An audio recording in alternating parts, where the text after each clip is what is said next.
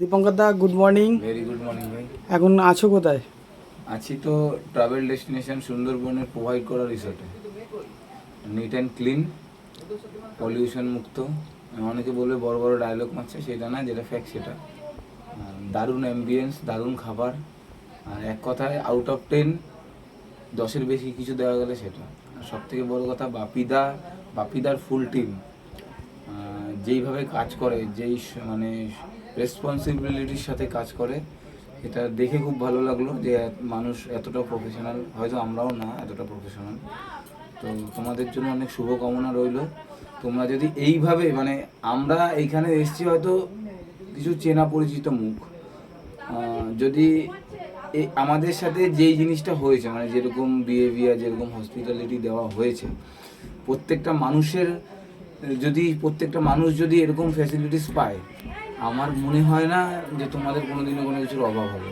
যে একদিন তোমাদের সাথে আসবে ট্যুরে, তার দ্বিতীয় দিন আসতেই হবে। মানে তোমরা এসছো বলে এরকম ফেসিলিটি দিচ্ছি তা না, আমরা কিন্তু প্রত্যেক কাস্টমার বা প্রত্যেক গেস্টকে এরকম সার্ভিস আমরা দিই, ঠিক আছে? না, যদি আমি আশা করি তোমরা দাও, আর দিলে তোমাদের কোনোদিনও কোনো কিছুর অভাব হবে না, আমি এইটুখানি বলতে পারি। আর এখানকার খাবার দাবার কেমন ছিল? বললাম না, আউট অফ 10 10-এর বেশি যদি কিছু দেওয়া যায় তাই। কালকের দুপুরে কি খেলে? কচু বাটা, কচুর শাক, ডাল, দই কাতলা, ভাপা ইলিশ, চাটনি, পাঁপড়, মিষ্টি। এর মধ্যে তোমার সবচেয়ে ভালো লেগেছে কোনটা? ইলিশ, কচু বাটা। কচু বাটাটা, মানে ইলিশ তো সবারই প্রিয়, সবাই ভালো খায়। মানে কচু বাটা যে এত সুন্দর বানানো যায়, মানে কি বলবো। এইখানে যারা আছে, ধরো আমাকেই বাদ দিলে, এইখানে যারা আমরা এসেছি সবাই কিন্তু এই কুকিং প্রফেশনের সাথে যুক্ত আছে। একটা সিম্পল কথা শুনো, একটা সিঙ্গার যখন স্টেজে গান করে, অডিয়েন্স যারা থাকে তার মধ্যে যদি কোনো ভালো সিঙ্গার থাকে, তার ফিডব্যাকটা হচ্ছে ভ্যালু বেশি থাকে। তুমি সিঙ্গার, গান করছো না, আমিও সিঙ্গার, আমি যখন তোমাকে বলবো না যে দাদা হেভি সুন্দর হয়েছে, তখন তোমার বুঝতে হবে না তুমি ভালো ট্র্যাক করেছো, ভালো গান করেছো। কারণ আর 5টা মানুষ তো বলবে দাদা ভালো, যাদের নলেজ নেই।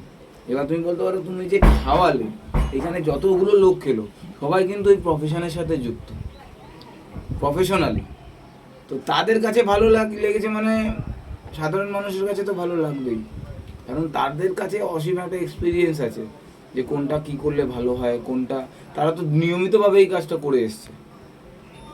তো আমার বলার উদ্দেশ্য ওটাই, যে মানে ভালোর উপরে যদি কিছু থাকে, তাই আমি সবাইকে মানে আবেদন করব, যারা আমাদের শুভাকাঙ্ক্ষী আছো, যারা আমাদেরকে ভালোবাসো, এবং তার পাশাপাশি যারা আমাদেরকে খিস্তিও মারো, তাদেরকেও বলবো ট্রাভেল ডেস্টিনেশন সুন্দরবনে আসো, বাপিদার সাথে যোগাযোগ করে এসে 2.5 দিন থেকে যাও। খুব সীমিত 3500 টাকা করে থেকে তোমাদের প্যাকেজ শুরু হয়। তো আসো, থাকো, একটা আলাদা মানে অ্যাম্বিয়েন্স পাবে এখানে, একটা আলাদা রিফ্রেশমেন্ট পাবে।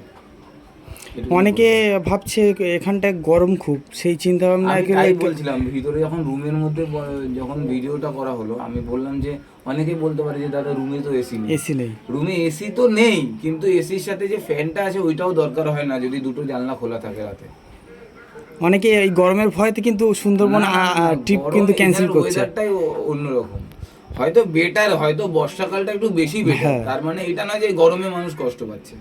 কারণ আমাদের তো এসি কেন, ফ্যানেরও দরকার হয় না, রাত্রেবেলা জানলা খুলে দিলে হু হু করে হাওয়া। তাহলে এই গরমে লোক আসতে পারবে? তুমি বলছো একদম আসতে পারবে, দায়িত্ব সহকারে বলছি আসতে পারবে।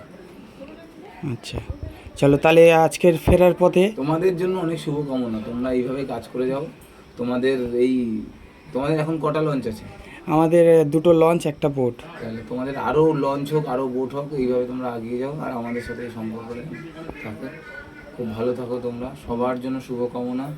ট্রাভেল ডেস্টিনেশন সুন্দরবনের ফুল টিমের জন্য শুভকামনা। তোমরা এইভাবে কাজ করে যাও সততার সাথে। Thank you.